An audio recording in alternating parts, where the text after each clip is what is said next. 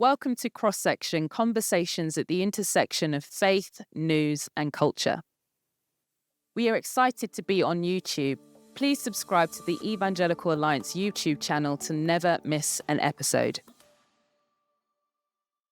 How important is the new Pope to evangelical Christians? And how should churches be engaging in the rise of reform? These are two questions that we talk about on today's episode of Cross Section. We also have a first look at our exciting new research report, Changing Church. This is an episode not to be missed.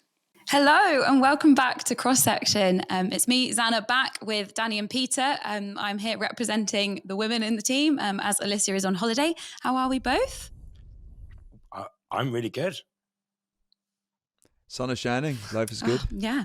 Well, as we record, it is the 7th of May and it is 12 p.m, which is relevant because quite a few interesting things are happening right now. Except it's the 8th of May. It's the 8th of May. That is so true. I wrote this yesterday. I wrote the date wrong. Anyway, thank you, Danny, for being here to correct my date. So right now, we still don't know the Pope. Maybe we will when this episode comes out. Maybe we won't. And also currently there are some US and UK trade deals being decided. So this is all relevant answers that we don't currently have, but are context to some of our conversations. But before we get into those, we're going to start with a really important conversation. The Met Gala was on Sunday, a huge night in fashion. Danny, what was your response to this? Are you interested? I really don't care. I've heard about the Met Gala every now and then. I see some of the outfits, but to be honest, it seems just frankly ridiculous. Yeah. Do you have a favourite outfit? Well, I was told I needed to have a favourite outfit, so I scoured British Vogue's website. I didn't go through all 173 photos, but Stormzy went for quite a classic look in his outfit by Tom Ford, I thought. Nice. Peter, do you have a favourite or a standout from... No, good, Danny, with the designer and everything. Janelle Monáe, I don't even know if I'm saying her name right, Janelle, but she was Tom Brown dressed her, very geometric, striking, red, white, black. Yeah, it was very much all part of the theme. My interesting takeaway was the fact that Katy Perry was not actually there, but photos of Katy Perry in a outfit that was appropriate for the whole event did go viral and made it onto some best dressed pages, which is just hilarious because it was AI that had done that. And I also do think it is slightly wild that we're at a point now where we can believe that someone was at an event because AI can create images that make it seem so. But she did actually respond on social media by being like, I actually was not there. I was somewhere with my mum. So that is quite amusing. And yeah, we'll see. I mean, it's a very small example of what AI is doing, but there could be moments where it could have much more significant consequences.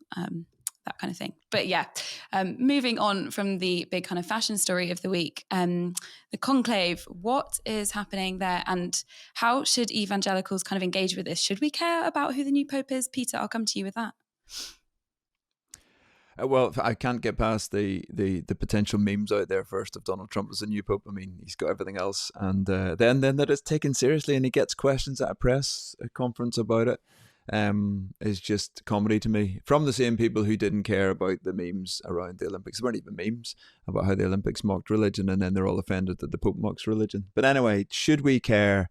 Yes, I think we should care because it has an impact. Pope Francis, Pope Benedict, they've all had an impact. One of the things we've seen even on the stats about the rise in church engagement is a lot of the groups within the Catholic Church, Pentecostal Church and Orthodox Church. So it's relevant. And if you get a more conservative Pope, that will have an impact on how a number of the big issues that we talk about are discussed more globally. And you get a more liberal Pope, that will have an impact. I think we need to be... The Catholic Church is different than the Protestant Church. We have some fundamental disagreements, and we as evangelicals have those. It's still relevant, I would say. I think it's really significant for the role and the place of faith on the global stage. I think one of the key differences is the idea of having a supreme pontiff, the supreme leader of the church, which actually is quite difficult, and certainly the role and the status of that leader. But because they do have that kind of leader, the Catholic Church has a visibility on the global stage because they have one leader. That is the Pope. It is someone who, well, as Pope Francis was, he became Time's Person of the Year. So I think whoever is elected, as Peter said, is significant and it does matter and it will reflect how religion is viewed and talked about on the global stage in the years to come. We'll just look at the coverage it's getting right now. Look at the entire world's media is sitting waiting for the different coloured smoke. I was gonna say you can watch your can watch your webcam looking at the chimney. You can watch the seagulls that are perching on the roof. They've become. Oh, Danny, come on! I thought you were going to hit the main character vibe with the seagulls. They've become the celebrity. You can't see what's going on inside the Sistine Chapel, so instead you just get the seagulls on the roof. Yeah, the seagulls have become more relevant than the celebrities at the Met Gala. It's all changing. But yeah, it is crazy how all eyes are on this. And yeah, I think you'll hit the nail on the head there with it's actually hugely significant having. Because I suspect next week when we know, No. we will talk about who it is, and the impact of that. It will have an impact on the rest of the broader Christian church. We are distinct. We have a set of different beliefs. There are key places we disagree, but we are still part of a larger Christian church, and so it does have an impact. And we will almost certainly comment on it because we think it's actually quite important. And lots of people commented on Francis and what he did, about Pope John Paul II, about Pope Benedict. They've each had an impact on the wider church. That's almost inevitable. Yeah. So we will see. Will we know by next week's episode? I'm sure. I'm sure we will. The expectation is that we'll know in the next couple of days. Apparently, the last two elections have been quite short. In fact, by the end of the second day, the Pope's been announced. They've got one more vote coming this afternoon. What's the longest? 2 years or something, isn't it? Like way back when they got stuck for a long time. Well, there were times when there were two popes. They vote like twice a day. Three at one point. Three wasn't popes, it? Was the record. Wow. Well, hopefully not. But moving on to kind of another reason why today is particularly significant, which I'm sure all of you are aware of. It is VE Day, 80 years.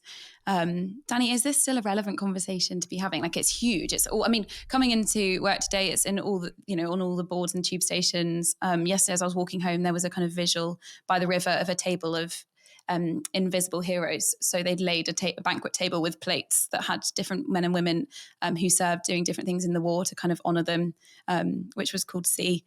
So, obviously it's huge and it is dominating the media. I think it is interesting. My daughter's gone into school today in red, white and blue. She was telling me about the flag that she'd made and pointing out flags as we go down the street. She is not yet 5. She doesn't really understand the concept of war. I've tried to talk to her about it, about what VE Day is, what the Second World War was in terms that she would be able to engage with. But I think generally, particularly for young people and for people in schools, understanding our history, understanding what happened and what went on is really crucial. And I think most people would agree that it's important to know history. I think we want to know a rounded view of history. We want to know not just kind of almost the high profile events, but actually some of the less glamorous parts of history. It's important that we know a wide range of history. But the Second World War has been really significant in shaping our politics in the UK and across Europe and across the globe. So I think understanding it and what happened, not just so we can say we don't want this to happen again, but also so we understand how politics and how society has been shaped in the last few generations. And you look at the conflicts that we currently have, Ukraine, Russia, shaped by some of the history of the Second World War, Israel, Palestine, shaped by the history of the Second World War, India, Pakistan, currently at the very least posturing and think more than that and causing significant kind of concern in how they're shaping up. And again, influenced again by parts of the empire, of course, but the Commonwealth. But again, Second World War had an impact on all of these conflicts that are live now. And we have lived through with a massive peace dividend when we've invested much less in peace on the belief that we were living in a peaceful society. And we have seen a return to at least the risk and the reality of conflicts that are spilling over and having a bigger impact. So it's a less of a deal here in Northern Ireland where I am. Some of the political history again of that, and why it's maybe not celebrated in quite a simple or straightforward a way, but acknowledgement from all sorts of parties right now. I mean, the Americans too, talking about their key role in that, and it was significant. But as the Ukraine peace deal was being talked about, I was intrigued about people saying, how dare the Americans demand Ukraine pay for this? But we only finished paying not very long ago for their involvement in the Second World War. This is the reality of how trade and war and all these things intersect. And right at the core of that, of course, was freedom and a lot of the freedoms that we take for granted today. So really important, I think, we acknowledge it. But there are very different views, obviously, globally about the impact of that and the ongoing nature of it in some of the conflicts that we see today.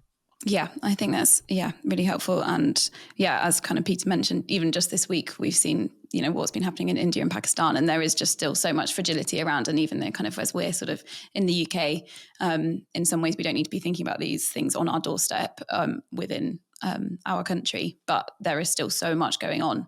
And so it is, I guess, just still really important thinking about the lasting impact and the consequences of the international politics across the globe.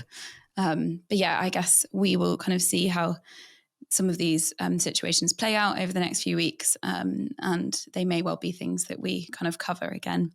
But after that kind of deep dive into some of the big stories this week, we are going to move on to a very different conversation, a really exciting conversation actually, because it's a big day for us at the Evangelical Alliance, because as we record, we've got a new research report coming out called Changing Church. Danny, I'm going to come straight to you because you have spent a lot of time working on this. Can you tell us what it is, what it's about? Well, we set out to find out what has changed in the UK Evangelical Church in the 5 years since the COVID pandemic. During 2020 and 2021, we did a number of different surveys to find out what was going on, how churches were faring during that period. And now in 2025, we wanted to say, well, what's been the lasting impact? What has shifted in those 5 years? So we surveyed over 300 church leaders, nearly 1,000 individual members of churches to find out all about their habits and practices. And there's some really encouraging and some really hopeful news in that. We found that church attendance is up by 13% based on January 2020 to January this year. People are engaging in church online still. Over 2/3 of churches are still providing some form of online engagement. But actually, perhaps one of the most encouraging point is that twice as many people churches are seeing twice as many people make first-time commitments to Jesus as they were in 2021. And that just accords with other research that's coming out about openness to faith, about interest in Christianity. There's loads of detail in the report. There's loads of detail we didn't even get into the report. And it is a fascinating kind of insight into what's changed and what hasn't changed. I was struck by the fact that at the time of the COVID pandemic, there was a lot of concern about how the lockdown and the shutdown of churches would affect churches. Would it ever bounce back? Would people fall out of the habit of going to church? And that's not been the case. Actually, yes, it took some time to recover. Yes, there are lasting challenges for some churches around volunteering and running ministries, but I don't think those are necessarily down to COVID. What we're actually seeing is people are back at church. They attend slightly less frequently. Not everyone attends every week. People are more likely to attend perhaps every 3 weeks. So there are slightly fewer people comparatively, but actually new people are coming into church. So even if people are attending slightly less frequently, there are more people on average in church every Sunday. And that's really encouraging. That's really exciting. And that there's so much to dig into, but also for churches to respond to from this data. So, Dan, I'd love to pick up on the attendance one. You said it's up 13%. You know a little bit more about where that growth is being driven. That is also, I think, intriguing. Yeah, what we found was that church size is a big factor in this. So the smallest churches, those that are between 0 and 46 people, those churches have actually on average shrunk in the last 5 years by about 15%. Whereas the largest quarter of churches, these are churches over 165 people up to, I think the largest was around 1,600. These churches have grown by 21% in the last 5 years. So actually, it is the larger churches driving the growth. There are smaller churches that have grown. There are middle-sized churches that have grown as well. But it is larger churches where that growth is being driven primarily. And I think what encouraged me about that is one of the other stats you had was that 80% of people have been in a church for 3 years or more. So there's a bit of a narrative that maybe you could conclude from what you just said that everybody's jumping to big churches. But actually, certainly in the evidence of this research, most people stay in churches quite a long time, and the main reason when they do move is geography. They move jobs, they move location, and therefore they move churches. There's not in the evidence that we have a picture of people jumping to those bigger churches. Those bigger churches are tending to attract new people or people maybe when they relocate. Yeah, that's definitely true. lots of people have been in church for a long time, and there are reasons why people change that are notable, whether it was due to disagreements with teaching or with leadership, or the style of the church. They wanted to go to a different denomination. They wanted a church that was better suited to their family situation. But as Peter says, actually, on a whole, it's quite stable. People are staying at that church, and when they do move, it's usually for very practical reasons. What would another number that I loved? Oh, sorry, and then sorry, go. You got was the volunteering figure, £250,000 almost, or just shy, 241,000. So it's like 13 hours a month of volunteer time the average person gives, and then when you multiply that up with the average church size of response, it comes in at kind of £250,000.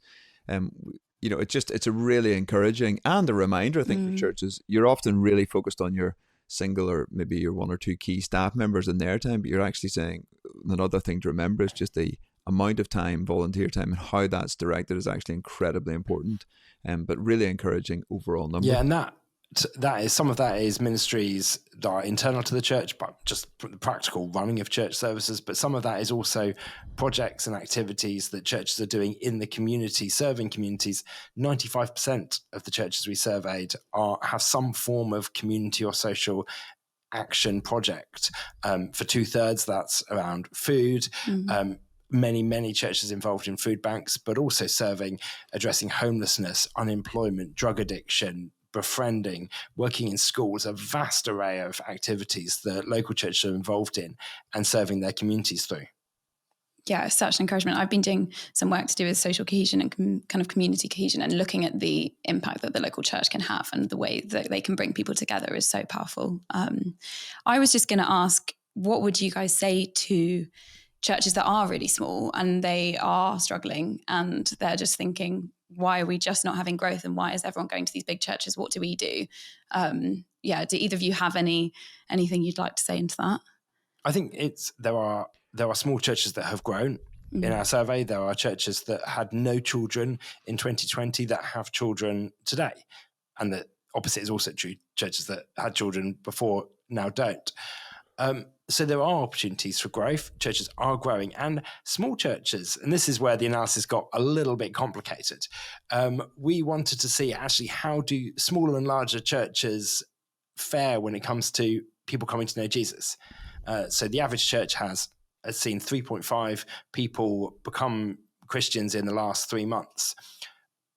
We wanted to adjust that by church size. And what we found was that actually when you adjust it for church size, smaller churches fare equally well to larger churches on the kind of the conversion rate, the rate of people proportionate to the congregation. So actually smaller churches are seeing people come to know Jesus, and smaller churches are seeing a higher proportion of people exploring faith, asking questions. And maybe it's just that they're able to see those people better than a larger church. A large church can be quite hard to engage with new people, whereas a small church, actually, it knows when new people come in and when they're asking questions, when they're exploring faith. So I think there are areas of encouragement for smaller churches, but there's clear challenges in this as well. Yeah, absolutely. And we should definitely be, especially those of us that are maybe part of bigger churches, but be praying for all the different kinds and sizes of churches across the country, for church leaders that are feeling burnt out and exhausted, but also those that are feeling encouraged and excited. I believe that we have a webinar coming up. We do indeed. In a couple of weeks, Peter, myself, and Joe Frost will be online to discuss and dissect these findings on Tuesday, the 20th of May at 1:45 p.m. So you'll be able to sign up on our website to it'll be a Zoom webinar, get the details and join us for that conversation. Yeah, very exciting. And the Changing Church report will also be linked in the show notes of this. I highly encourage you to go and have a read and feel encouraged and see what has been going on. It's really exciting. It's just been a really exciting year, I think, of different reports coming out. Obviously, we had the Quiet Revival report from Bible Society, and now this one. And it's just, these things seem to be backing each other up, and that's really cool to see, especially amongst all the chaos of other stories that are filling our news feeds. It's great to be encouraged by this kind of thing. You are listening to Cross Section, the podcast where we talk about the news, politics, in light of being Christians. yeah, we'd love you to get in touch with us. We'd love to find out what you are enjoying, what maybe you don't find interesting. So please do email us at cross.section@eauk.org. Also, we're going to be putting some polls out on our social media to find out what conversations you want us to have. So do be looking at those, engaging, letting us know, because you could have a steer in some of the conversations we might be having in future episodes. So slightly risky, but hopefully helpful. But yeah, I'm now going to kind of move us on to our next conversation, which we touched on last week, because as we were recording, it was the day that people were voting in local elections. So yeah, it's kind of been very clear that we need to respond to what's happened, because it has been a pretty significant week, particularly in terms of reform and how well they've done. I think we'll quickly kind of start with an intro into reform and kind of the significance of this. Danny, could you give a little bit of a sort of insight very quickly? Yeah, I will do my best to give the however many second summary I'm aiming for. Reform did it exceptionally well in these elections. I think they took charge of 10 local authorities. They won the by-election in Runcorn by 6 votes, which is insane. Mm-hmm. They won mayoral races.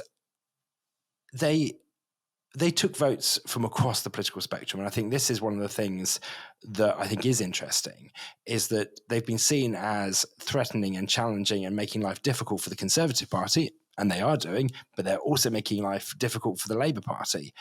I think Reform are kind of the successor movement to the Brexit Party, which were the kind of successor movement to UKIP, which may in turn have been the successor party to the referendum party. All of these parties going back quite a while, Nigel Farage being a common denominator in a lot of them. Brexit is still an issue, and British independence and often anti-immigration is a key theme. But Reform is a hard party to place. They are populist in nature. Some of their politics definitely leans to the right, but some of it's much harder to put on the right. It's more left-wing, which is why populism is probably the best tag for it. But it's also a shifting party. And I think that's one of the things that interests me as a political geek, is how, as it matures and gains power, does it shift? When it's a protest party and they're not actually in power anywhere, Reform is able to say what they like. But now they've actually got to run local authorities and make decisions that they will be held accountable for. Actually, they will probably shift some of their positions, and how they manage to do that while still attracting the support of people will be something that's really interesting to see. Yeah. Well, I mean, it's also interesting because they do cover lots of people, but one interesting stat that I read was that they won 39% of the vote in heavy working class wards, but only 19% in the most middle class ones. But also that they are tapping into lots of different demographics. And do you kind of think that's just kind of spurring on that growth and furthering? I think that they are, partly because they're hard to place on the political spectrum, they are taking votes off different parties for different reasons. They're attracting voters that may not have voted. Often local elections, midterm elections are often seen as protest votes, where people will vote for a party other than either the Labour Party or the Conservative Party, but it's never been seen at the scale like this before. So I think it's looking forward and thinking, actually, what does this mean for our politics? What does this mean for the coming years and how we engage? Reform are a significant feature of the political system. They now have, they have 5 MPs plus one former MP that's now an independent MP. I saw something this morning about charities having to ask the question of, should we be going to the Reform Party conference? The EA sometimes goes to the Labour Party conference or the Conservative Party conference. I think as they grow in salience and importance on the political stage, people will be asking these questions. How do we engage, and what does our engagement look like in the coming years? So Peter, go. Well, no, I mean, Reform, we don't have the same presence in Northern Ireland, but obviously with the UK-wide hat on, that's exactly what, they're an interesting, I think Zai Youssef, their chair, is seen as now the kind of brains driving one part of it alongside Farage, and then Richard Tice, who's the former chair.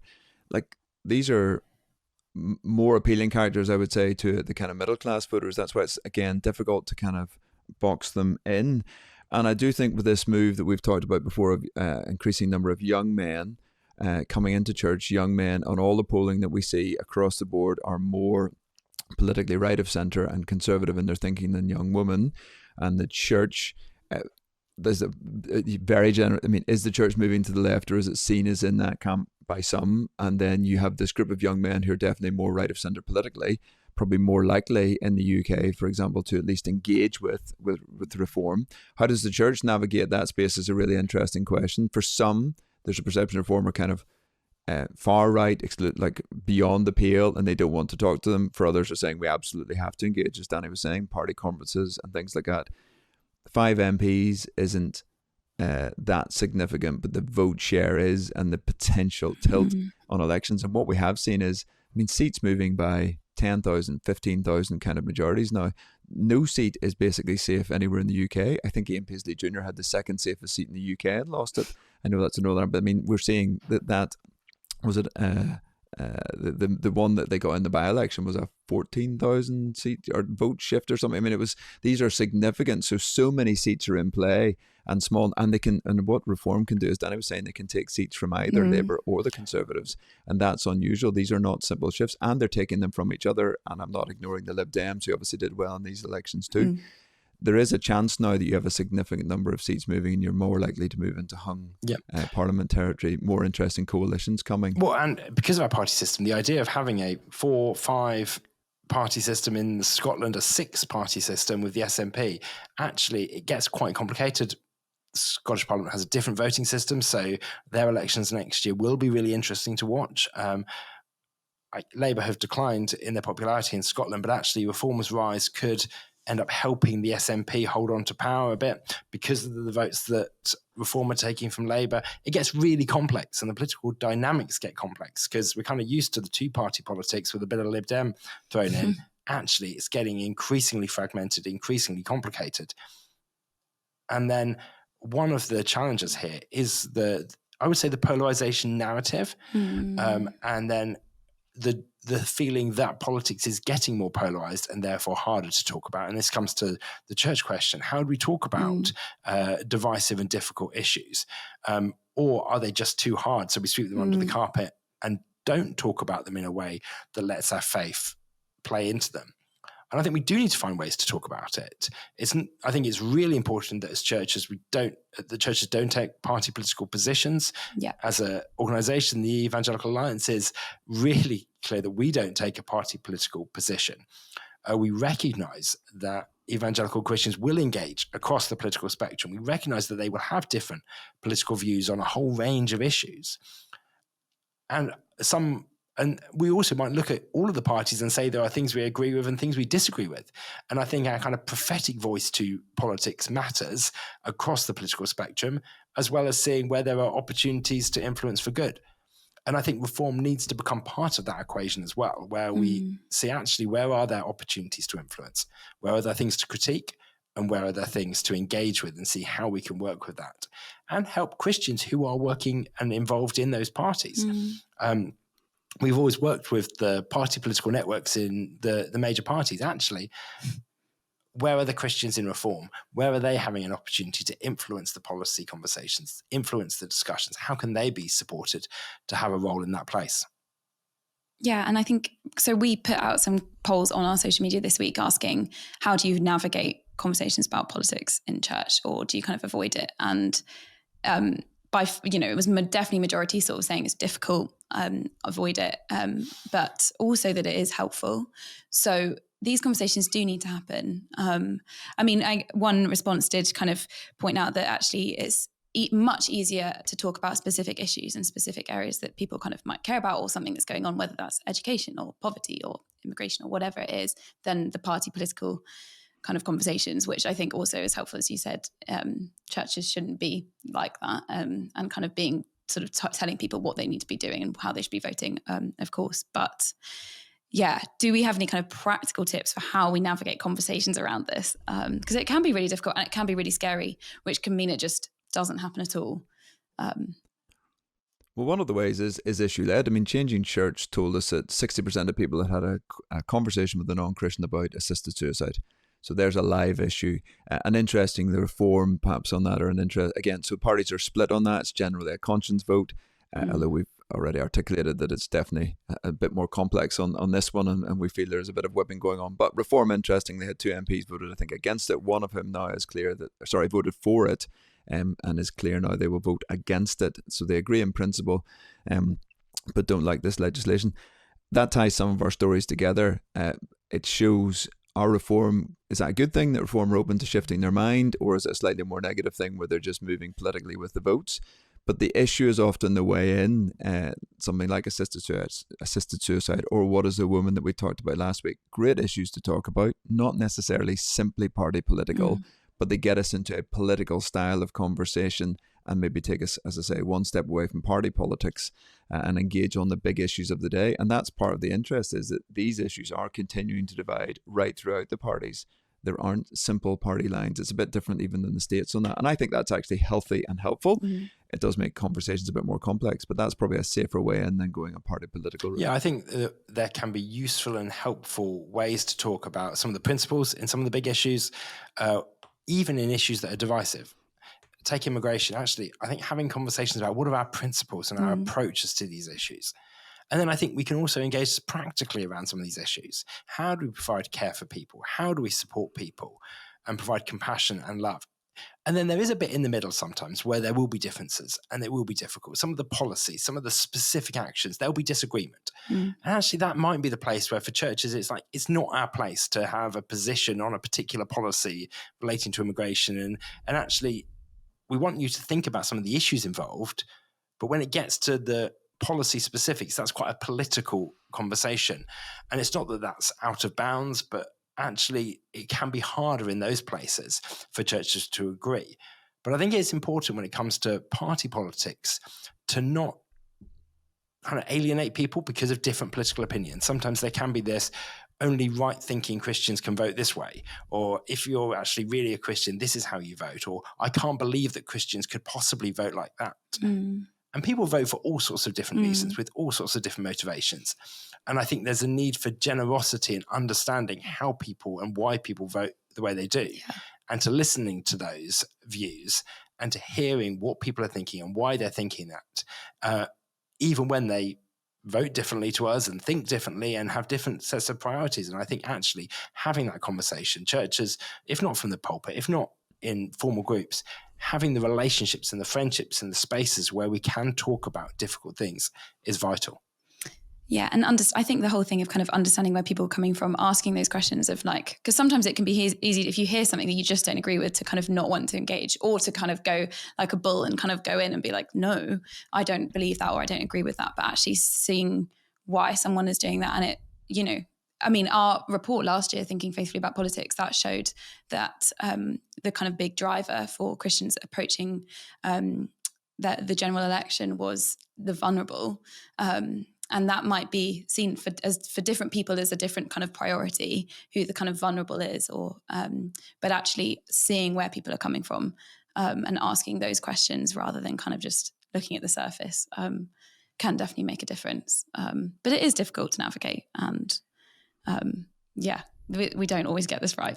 That is for sure. But also the church is made up of different people coming together, and we're all messy and we all bring our brokenness, and that is part of it. You know, we aren't made new yet, we are being made new. So it's just one of those things. But I do encourage you to talk about these things with people that you trust, and being honest with each other and kind of asking each other questions, because it's always helpful to kind of hear different points of view, but also to be thinking about these things.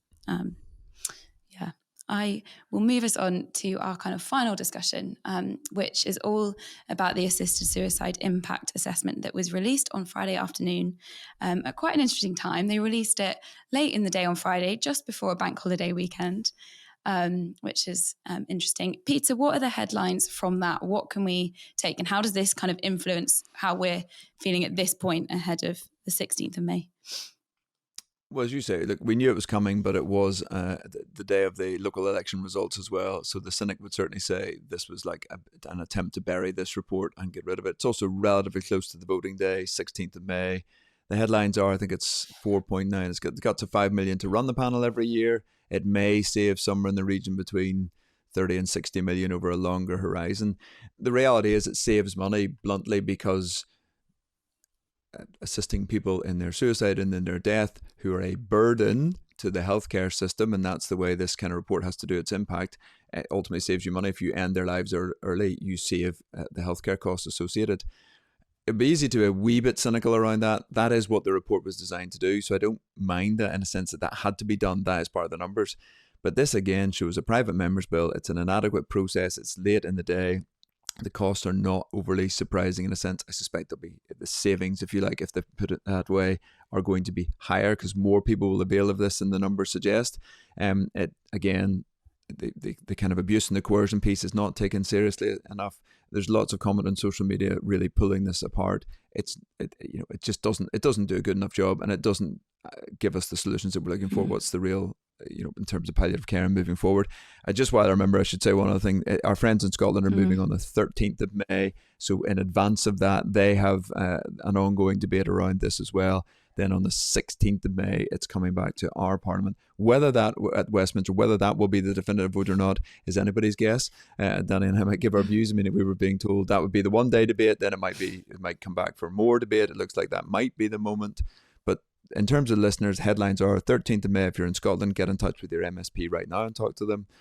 Get in touch with your MP around the 16th of May vote and point out that the impact assessment shows just how bad this will be. And now Kim Leadbeater's saying, I will take more amendments, I might change that. I don't want to be forcing anybody. That's another issue about the conscience clause. And we're like, no, you gave all those amendments were before your committee and you just got rid of every one of them, dismissed them all, and now you're saying I might reassess a few of those. I just want to say one word, this is the worst possible process for the most significant piece of legislation possibly in our lifetime. Yeah, I think that the politics of the legislation, the fact that when it's coming up towards the big vote, coming up towards the amendments, of seeming like you're open to debate, well, that's what we heard when it was in the main chamber back in November. And a lot of MPs were encouraged to vote for it because there would be opportunities to amend, because there would be opportunities to scrutinise it further. And that was not what happened in committee. Yes, there were hundreds of amendments. Literally, I think 500 amendments were considered. But very, very, very few that weren't either tabled by the government or by the sponsor were accepted.